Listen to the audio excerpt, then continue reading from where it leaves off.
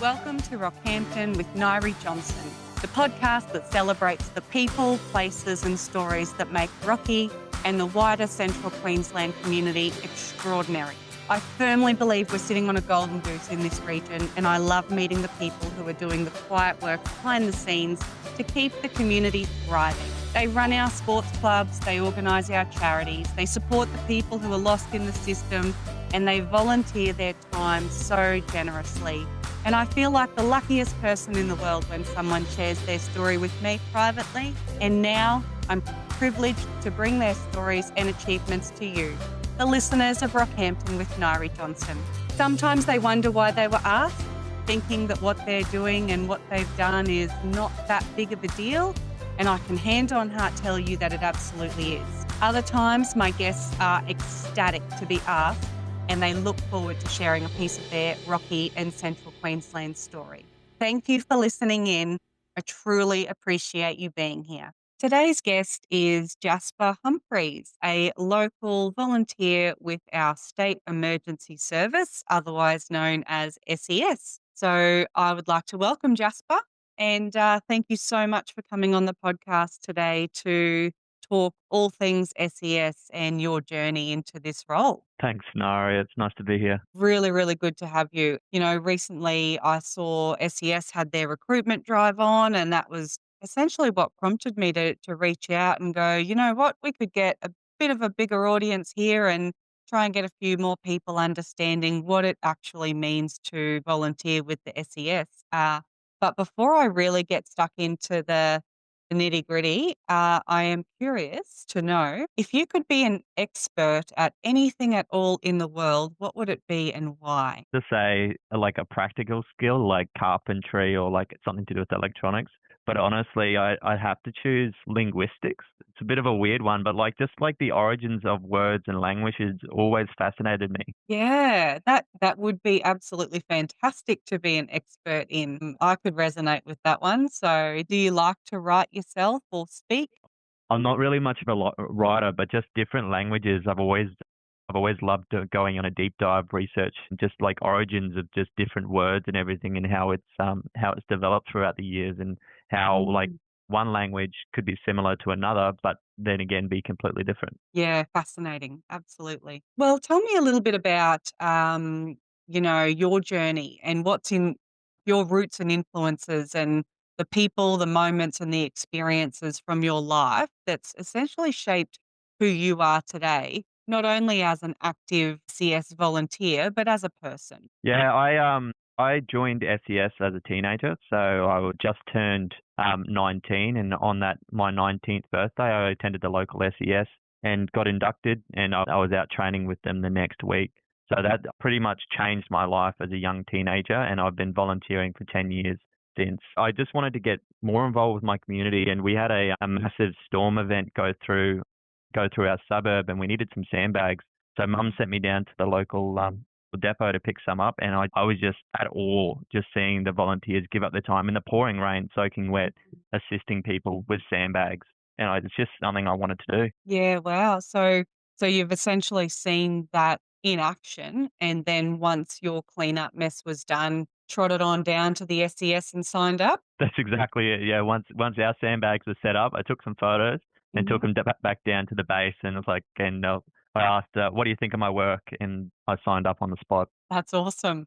That's so good. Did you have any volunteering experience or community contribution work that you'd done leading up to that point? Not much at all. I hadn't actually explored much of the community involvement because I just finished high school, and I was deep in uni work. I had a bit of exposure to my grandparents because they were always heading overseas on different volunteer missions. Mm. So I was pretty exposed to it at a young age. I just hadn't explored it myself yet. Yeah, fabulous. Well, it looks like the SES showed up at exactly the right time, as they always do, particularly after a disaster. And then it was at that time where you were ready and willing to get involved in something. So that sounds fantastic. Good score for the SES, of course. So aside from that, that storm event and the cleanup and watching what they were doing, and of course your grandparents' influence. But, you're 10 years in now as a volunteer.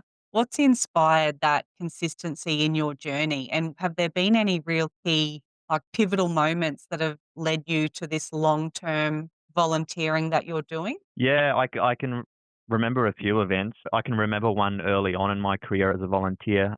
I can probably talk about it because it has a good ending, but it was actually a missing person search. We had a lady, an 80-year-old lady with dementia, go missing for about 3 nights, and this was in the middle of winter. So unfortunately, it was pretty obvious what sort of condition we would find her in. But we Mm, began our search, and we pretty much found her instantly. And the best part about it, she was still alive. So she'd fallen down an embankment and broken her hip, and she'd been there for 3 days. And I'm talking like degrees in the tens, so like 12 degrees sort of thing, and for about 3 nights.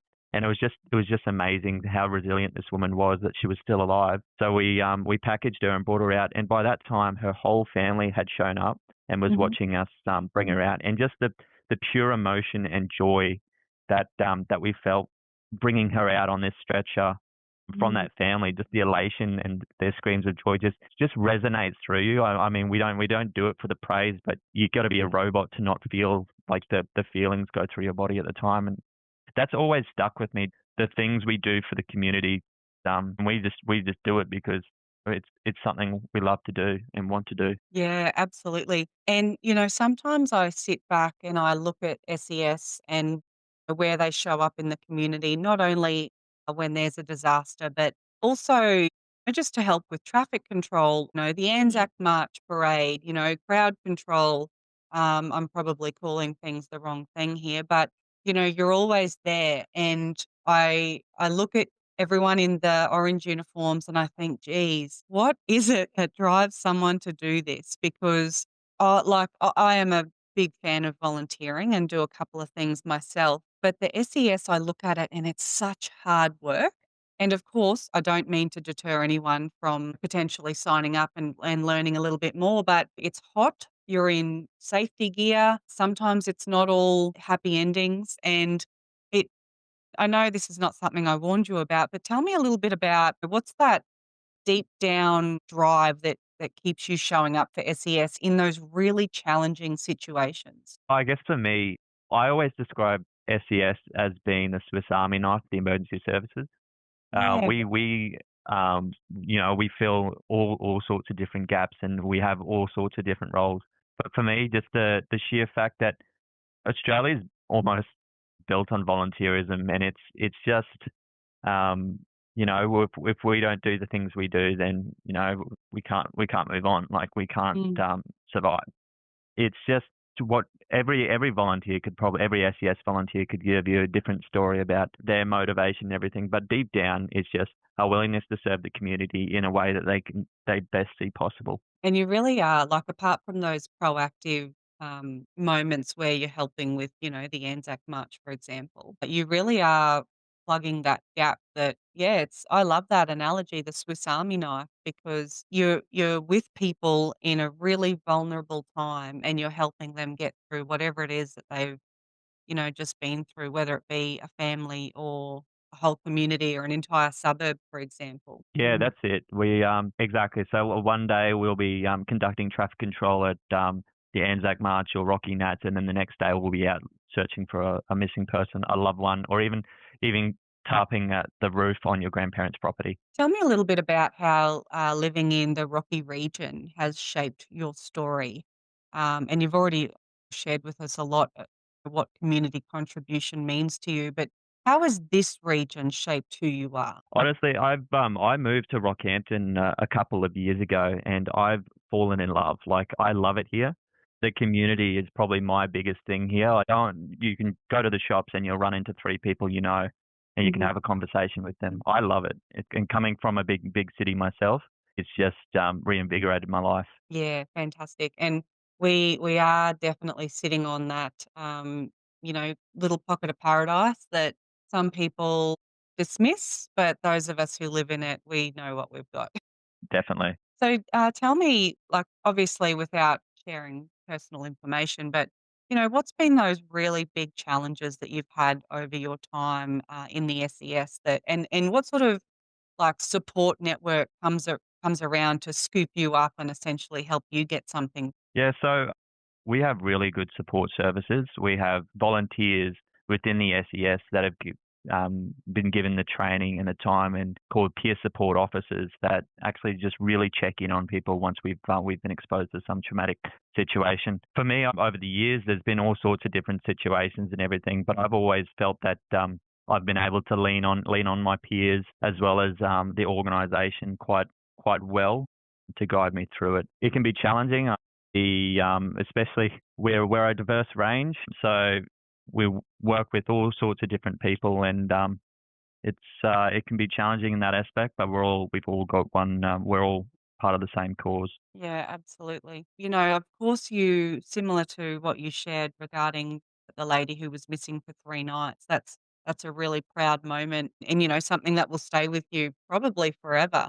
But do you have anything else that comes to mind that, is quite a proud moment in the SES, whether it be for yourself or your peers that you've seen achieve great things? Look, in my role, every time I hand a new rank to a member, I'm proud. What it recognizes the work and the time that they've put in outside of their professional life, outside of their personal life, and the volunteer hours. It's a proud moment for me every time I get to shake their hand and put a new epaulette on their shoulder, to be honest. And for those of us who don't know how that works, because we've never been involved in the SES as a volunteer, what do you mean by the ranks that you are able to award to people? Yeah, so our ranks are really, it's a recognition of service. So there are prerequisites for they have to do a certain amount of training, but it's also on how much experience they have in the role. And so as volunteers and members put in their time, they get rewarded with higher ranks. And it's not, our rank system isn't a system of seniority. It's more of a system of experience. So a person with a single stripe can look to a person with 2 stripes or 3 stripes and see them as a bit of a guide and a bit of mentorship rather than seniority or of rank. Yeah, right.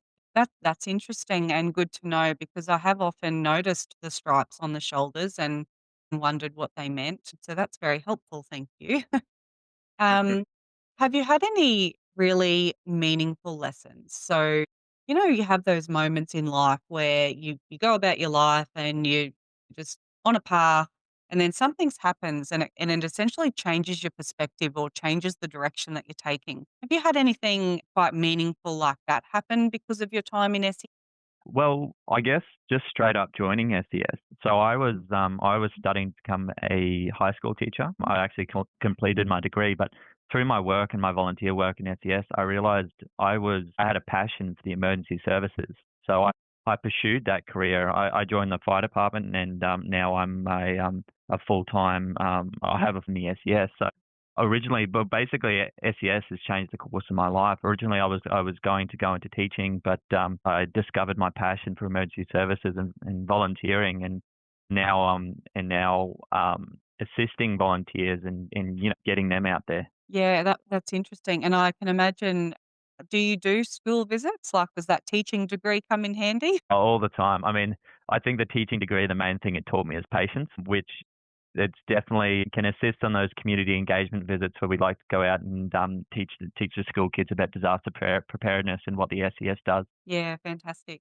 So just thinking a little bit about what drives you today, essentially, I can imagine there's some really hard moments in the SES and in the emergency services, of course. Now, you've got a great support network that you've spoken to, and there's a lot of good work happening there with your peer support. But, what keeps you going today? If something, is lingering and you've had a run of really challenging moments, what's that thing that keeps driving you forward?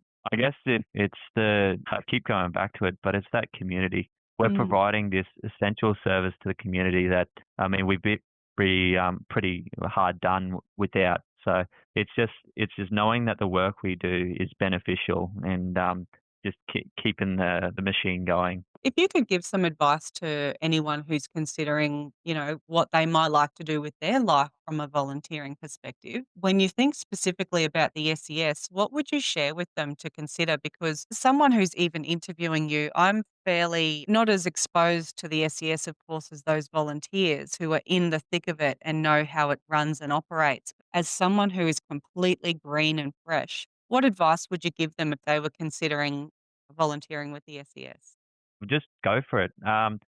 There's all sorts of reasons not to, like, there's all sorts of reasons you can think of not to, Mm. but really, you should be listening to the reasons to do it. We provide all the training, we provide all the equipment, and all we ask is your time. And you'd be surprised all the things you can do if you just give it a go. And what sort of training commitment would somebody expect when they sit at home and they go, right, I'm going to do something, and the something that I'm going to do is SES, and they've signed up, they're ready to go. What does that look like for them, even in the first 3 to 4 months of joining? Yeah, definitely. All our training is conducted after hours, so it's either on the weekend or at night. Definitely, we always align it around people's professional schedule. Basically, the person can train at their own pace. We usually do weekly training sessions with all of our groups around Rockhampton, but basically, you do get out of SES what you put in. So if you want to put in more time, you can train a lot of things, or if the time is a bit of a treasure for you, you can definitely choose how much you want to put in.